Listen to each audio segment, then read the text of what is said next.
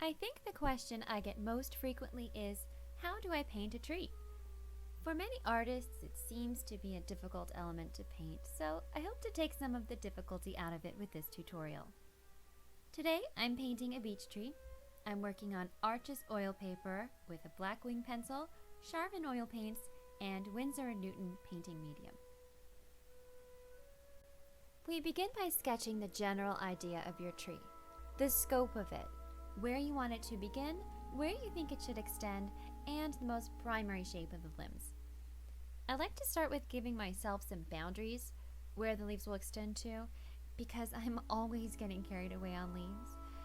So here you see I'm just putting in a very rough general shape, just to give myself a guideline to follow. There's no need to get too cute at this point.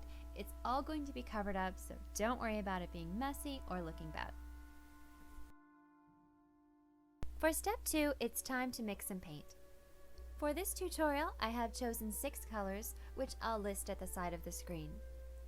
On my palette, you see titanium white, the tree's base color raw umber, some raw umber and titanium white for the trunk highlight, some raw umber and Payne's gray for the trunk's shadow, sap green for a secondary leaf shadow color, sap green with Payne's gray for the dark leaf shadow, bamboo green for a leafy midtone, bamboo green mixed with cadmium yellow medium for a highlight, and bamboo green with cadmium yellow medium and titanium white for the lightest highlight.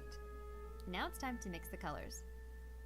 Make sure to mix all the colors thoroughly, as we need defined colors for this project. Marbled colors will not help us. Also, make sure to clean your palette knife after mixing each color. I love having a container of baby wipes nearby whenever I paint. If you're as prone to a painting mess as I am, they're a real lifesaver.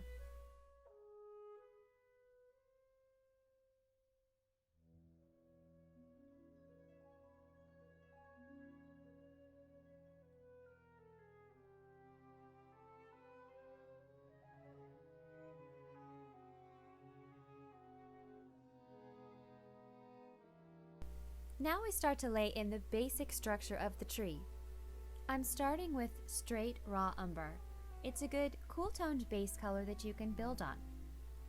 I'm starting from the base of the tree and moving upwards. The beech tree has a shorter trunk and long, tall limbs that reach upwards rather than outwards like an oak tree would. As you can see here, painting with straight oil paint made for a bit of drag on the paper. This does not happen on all surfaces, but oil paper is prone to it. To fix this, I have mixed in some painting medium into the raw umber. You'll see me mix this into the colors frequently, as it helps for a smooth application and to achieve the fine lines necessary for the smaller branches and twigs. Start with just a little, because you can always add more later, but subtracting would mean you would add more paint and thus waste paint. And wasting paint is never a good idea. Your consistency should be thinner than the straight oil paint, but not too watery. I want the paint to remain a little on the thick side. Later on, you'll see that I mix more painting medium into the highlight colors to really thin them out, because thin paint will cover thick paint, but not vice versa. Okay, let's move on with the tree.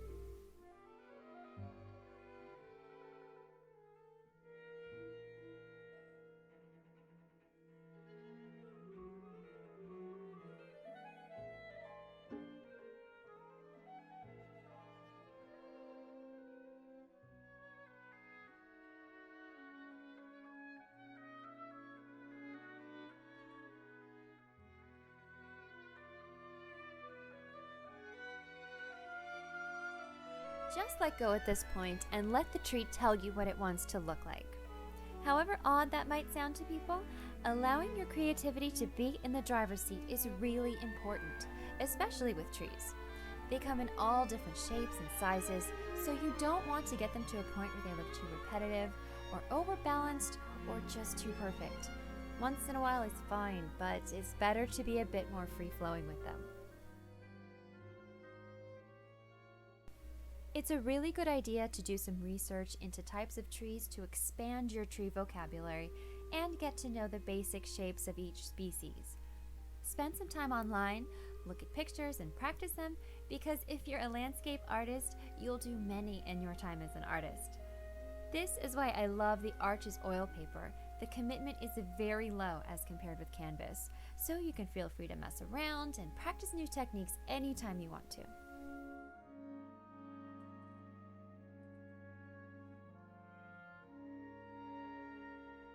Here, I'm continuing on the tree by putting in some smaller branches and twigs. We don't need to get too crazy here, but some will show through after we put in the leaves. It's better to cover twigs than to have nothing there to cover at all. Those little bits showing through add to the realism of the finished piece. At this point, if you want to thin the paint down a little bit more to make it easier to get the finer lines, go for it.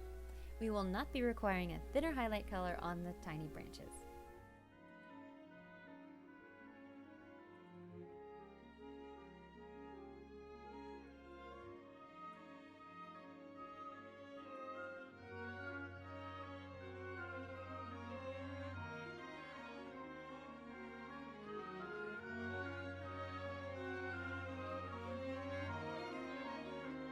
After you've completed the basic structure, double check your work and make sure that the trunk can support the limbs you've painted on it. Branches work from thick at their base to thin at their tips, so make sure that you feel your tree's trunk can support your work. Branches also don't jet out at 90-degree angles. There's always a bit of a curve between the branches that fork off. This too is all about support and will add to the realism of your tree. This step is important, so take your time.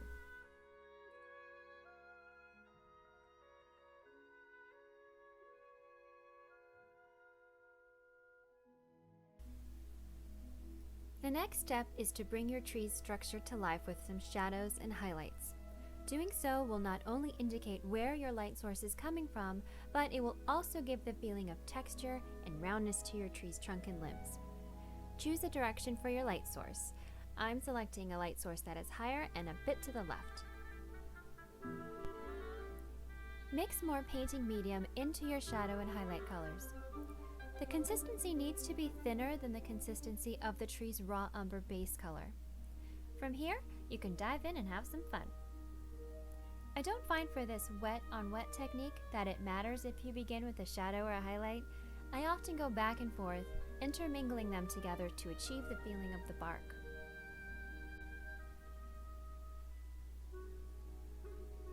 Paint in some highlights and shadows where you anticipate the sun will be hitting the limbs through the leaves. If you're working on a smaller tree, the way I am, you don't need to do this for every single branch. The larger ones are good enough. If your tree is much larger, however, do the same.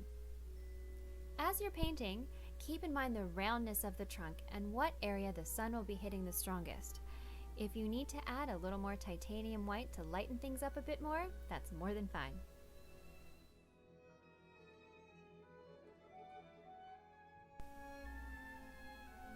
Try not to overwork this step. You could spend an entire day on it, but I find that it's best not to overthink the process.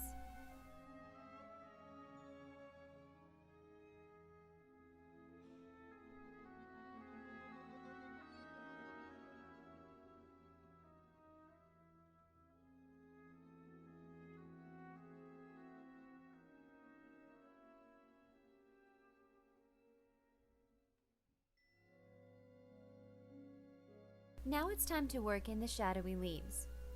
Picture the areas that have the highest concentration of leaves.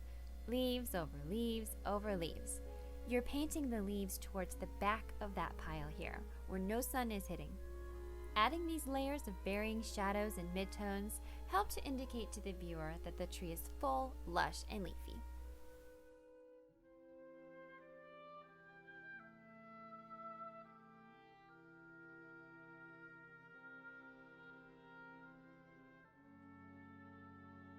Remember, there are 4 sides to a tree.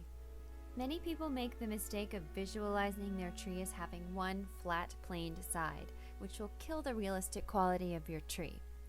Even if you're not actually painting 4 complete sides, keep them in mind anyway.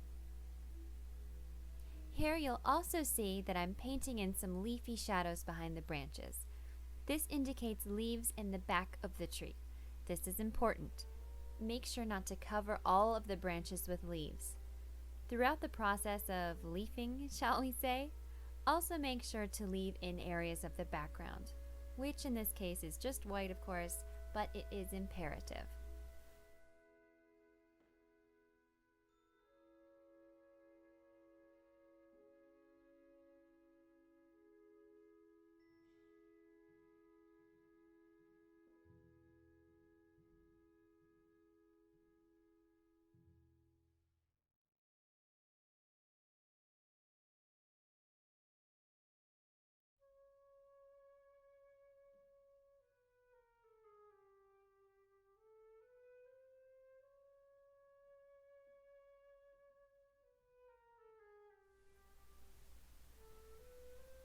Moving on to the secondary shadow color, I'll mix some painting medium in and continue with the same concept.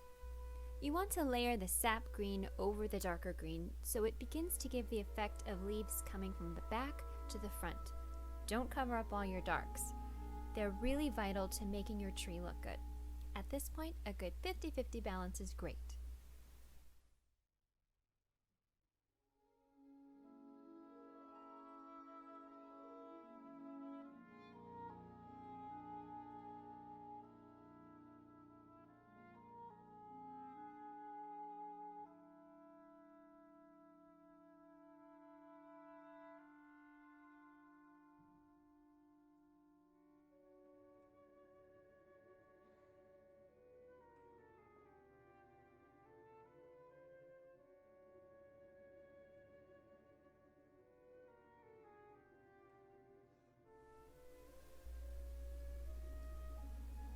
For the mid-tone leaf color and the first stage of highlights, more painting medium goes in and the same technique continues. Use a smaller brush with less paint for the outermost leaves. Keep many of them small to indicate new growth. Also, try not to paint the tree's canopy too rounded. Leave a lot of white space between the exterior branches.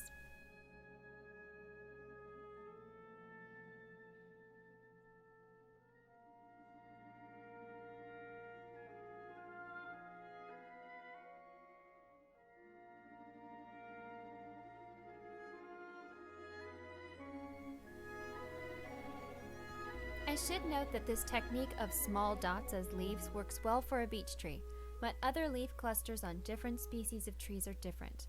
It's a good rule of thumb to check and see what your tree's leaves actually look like and shape your individual leaves accordingly.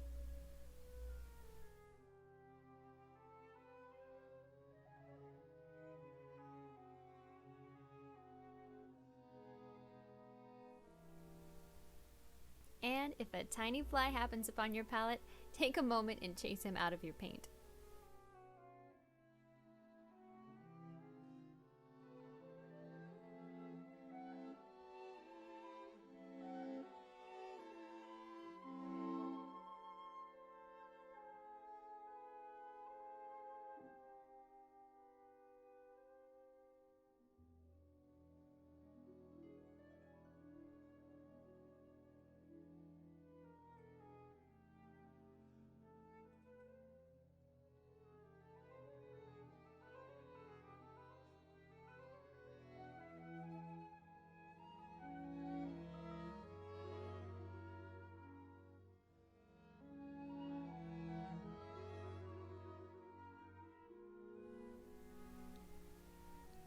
The highlight stage is when the tree begins to come alive for me. You can really pull that canopy out and towards the viewer. The highlighted leaves come forward while your shadowed leaves move backwards and your branches remain rooted at the center.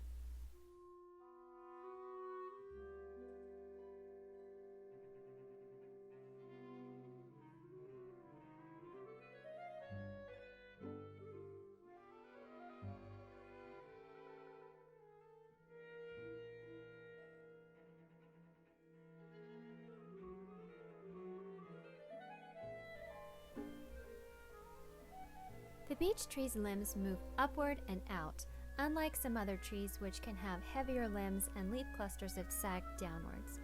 Keep that in mind as you work on the center. I'm working quite quickly for purposes of this tutorial, but by all means, take your time on your own tree. Work to your own pace and do what makes you feel comfortable. Most importantly, just have fun with it.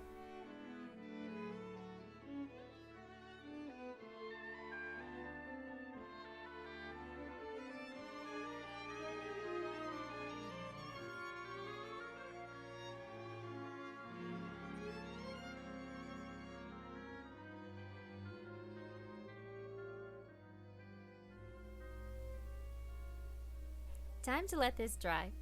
Where I live, this should be dry in about a day, but it will vary depending on your weather.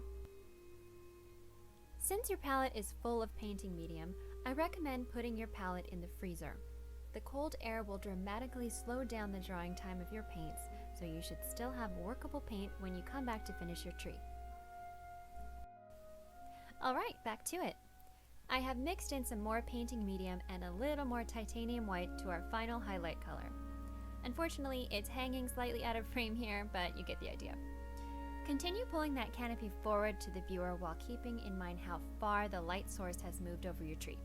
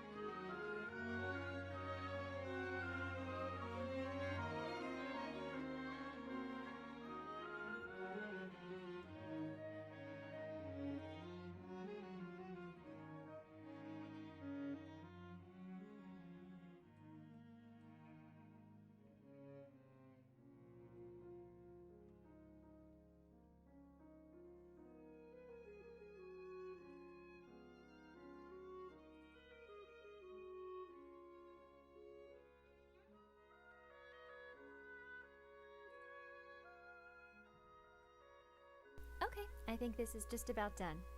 Remember not to overwork your tree. Painting is so much about instinct, so let your intuition tell you when it's done. Overworking anything can totally ruin all the hard work you put in. If you're just not sure though, step away for a little while.